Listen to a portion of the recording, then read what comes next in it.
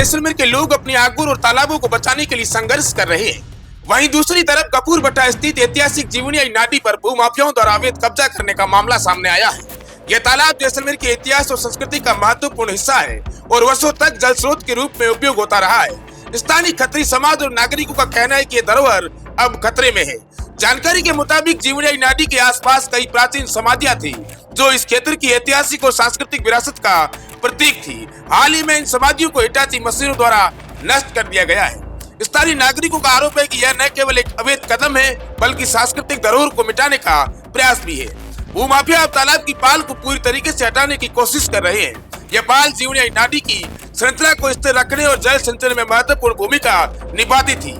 स्थानीय निवासियों का कहना है कि प्रशासन की निष्क्रियता के कारण भूमाफिया बेखौफ होकर इस ऐतिहासिक भूमि पर कब्जा कर रहे हैं। इतिहासकारों का मानना है कि जीवनी नाडी केवल एक जल स्रोत नहीं बल्कि जैसलमेर की सांस्कृतिक पहचान का अभिन्न हिस्सा है।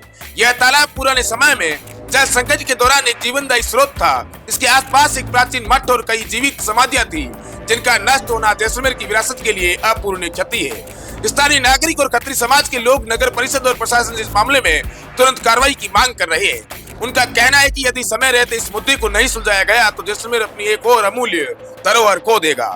खत्री समाज और अन्य संगठनों ने चेतावनी दी है कि अगर प्रशासन ने जल्द कार्रवाई नहीं की तो इस मुद्दे पर व्यापक आंदोलन करेंगे। उन्होंने जीवनी नाडी और इसके आसपास की भूमि को अतिक्रमण मुक्त करने और इसे सुरक्षित घोषित करने की मांग की है।